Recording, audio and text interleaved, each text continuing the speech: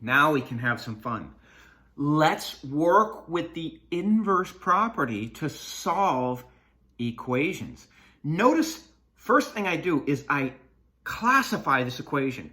I've got e, don't be afraid of that, that's 2.71828, e to the x. My variable is x, and I want to solve for x. That's my goal.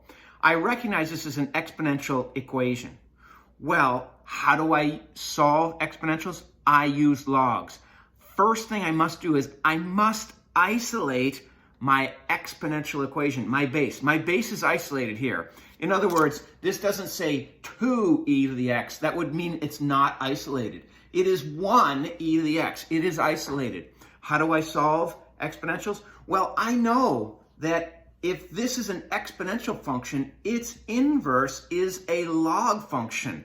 We've seen that before many times.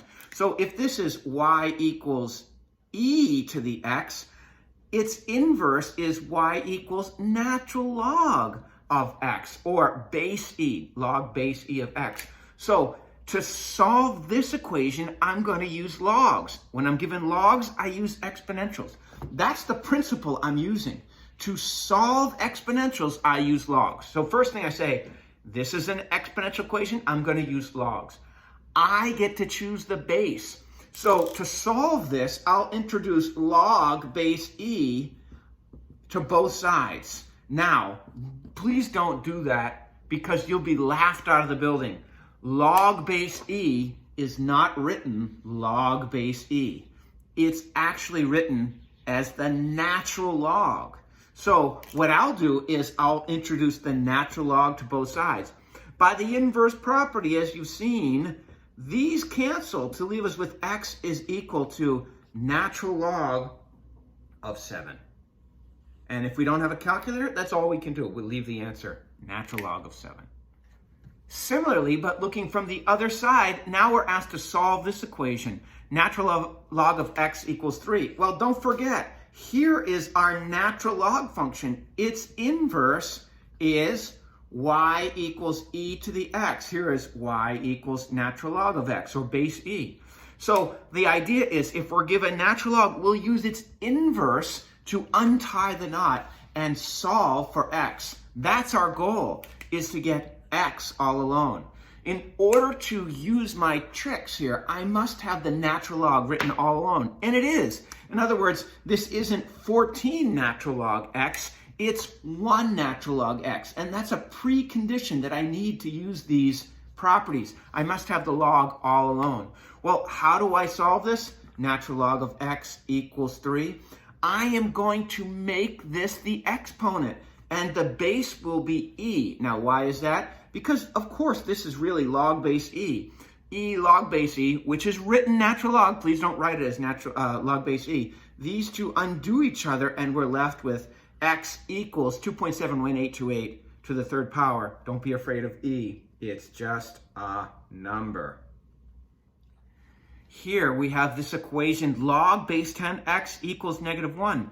Note, this can't be negative, but the exponent, the answer to a log problem, is the exponent.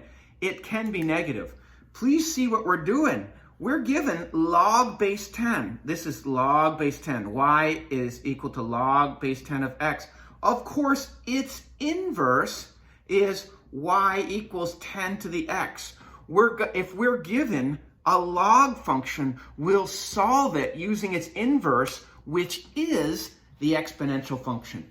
So how can we solve this? Well, if this is a 10 here, what I'm going to do is I'm going to make both sides exponents of whatever that gives me there.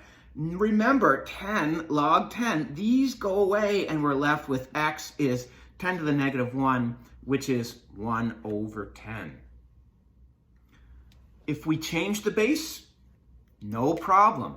Appreciate what we've been given here. This here is y equals log base 3 of x. We'll then use y equals 3 to the x, its inverse, to solve this problem. I recognize that the log is all alone. I must have one log all alone. In other words, there's no 53 out here. It's not 53 log 3. It's 1 log 3. And that's a precondition to use my little tricks here.